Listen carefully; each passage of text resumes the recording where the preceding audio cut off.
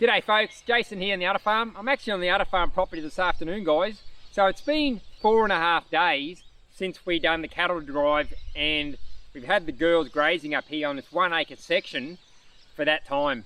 So what we'll do is we'll go around and we'll have a look at their graze. So this section here, where I'm standing now, would have been waist height when they first come in here. So they've eaten half of it down. So that would have been roughly 3 foot, 2.5 foot. They've reduced it down to about 1.5 foot. So it is pretty consistent. This would have been the same height, about 3 foot when it first started. And once again, it's down to 1.5 foot. And that's pretty well what it's like all the way through here. Because remember, I had them in a 1 acre area. I couldn't cell graze them in the 1/4 acre that I wanted to.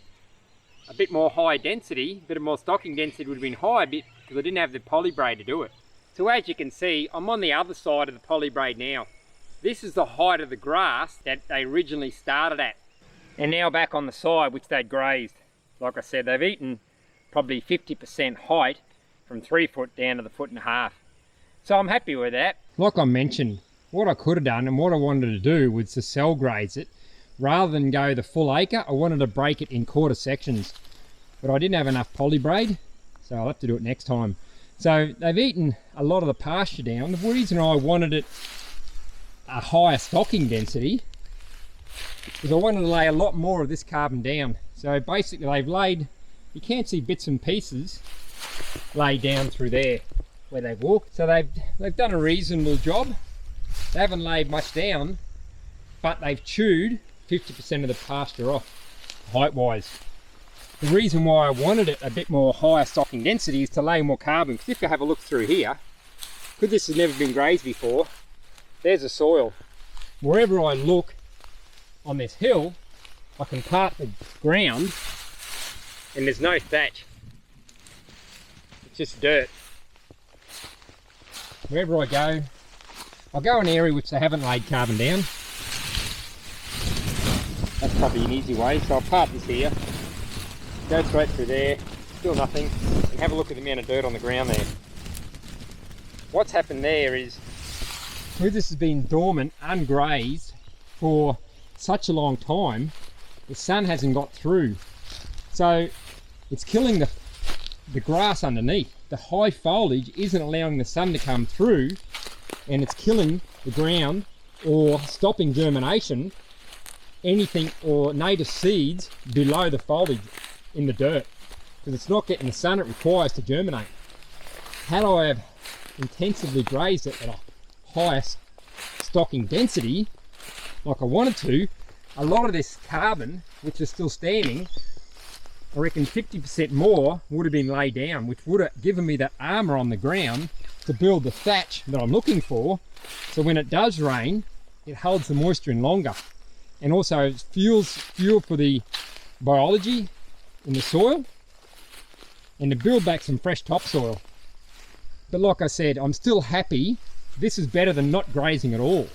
Even though I didn't get the amount of thatch laid down that I wanted to, it was beneficial because now it's stimulating that grass to grow back. Because remember, before it had no stimulation, it was just growing on its own, year in, year out, just relaxing, growing. It wasn't forcing that root or stressing the plant to put in deeper roots. As I keep mentioning, when a cow chews something and pulls it, the plant stresses. It sends root exudates in the ground, which then excite the microbes to help the plant grow back, because the plant thinks it's going to get pulled out of the ground. So the microbes grab all the nutrients it requires to help that plant recover and push those roots down deeper into the ground. And in turn, what the plant does is you're leaving that solar panel by not chewing it down the stubble, you're leaving a solar panel. So that plant then can grab the sunlight, the carbon dioxide out of the air, and pumps it in as liquid carbon into the ground. So it's feeding the microbiology liquid carbon. So it's helping the biology with a food source, and in turn the biology is helping to bring nutrients up to the roots to help grow that plant back. So they're working in unison with one another. So I may not have the carbon I require, but I have got that plant now stressing. Next time it rains, that root will go deeper, the pasture will come back. And when I bring them in next time, it'll be a higher stocking density, lay more carbon, then I've got more thatch, and the process starts. And also you're conducing that nutrient cycle into one area. All those cow patties in a tight area, and the urine, adding that mineral cycle back into the ground to help those plants recover and remineralise the ground. So we'll have a quick look up here, guys. Have a look at the cow patty. They're sort of spread over higgledy-piggledy, willy-nilly across the top of this ground here. So there's a couple there. We can walk around here. There's a couple there, couple there. So they're pretty sporadic. Had they have been in this area and 1/4 of an acre like originally had planned, there would have been a lot more nutrient cycle in that 1/4 of an acre rather than spread over this whole 1 acre. But that couldn't be helped. So there is manure cycle there. But the main thing is, if you have a look at the ground, there's not one bit of grass that hasn't been chewed on. Even this couch grass, everything has got a flat spot on the end. No matter where I go, everything has been chewed off at the ground. Here. So they've done a great job. So that now has excited all those plants. Like I said, they've all been bitten. They're all got pushing root exudates into the ground, and they're all going to grow a thicker and longer root system in the long term. The more I graze them up here, the bigger the root system will be underground, the more nutrients it can get from deeper depths. You're not just relying on that root system of getting nutrients from one level. The more you graze it, the more that plant stresses, the deeper that root system's going to come. And as you noticed, I don't know if you had, but I'm on the river here. Pretty sure you would have noticed in previous videos. But you see along the banks, mine are the same, there's bare dirt. Cattle don't get down to those areas very often. They're grazing up on the hills. They don't come because it's pretty steep. But even where it's not steep, the ground, because it's being continual grazed and not cell grazed, the plants aren't getting grazed and stressed enough. So you haven't got a deep root system. So especially down here on my property, a lot of that sandy soil, and it's very, very sparse where the plants are. It has been, like I said, the plant has been growing for years and not being grazed, which has caused the plant to get excessively high and the sun doesn't go through, so it kills the pasture underneath. But this is a prime example here, guys, as well. Dirt, dirt.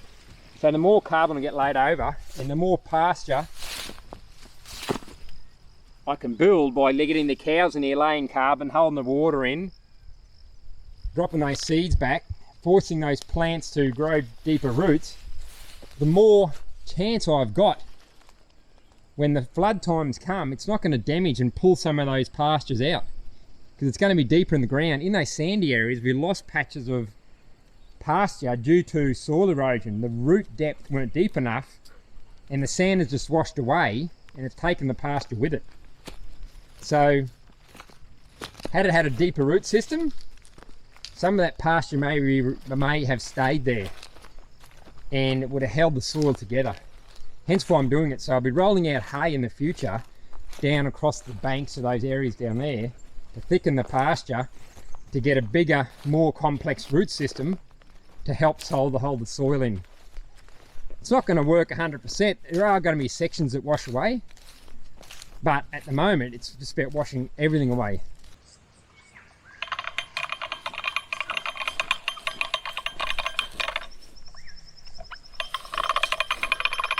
But they've done a good job. Wherever you walk, you can't notice any grass that hasn't been chewed, but it'd only be probably 80%, which is really, really good.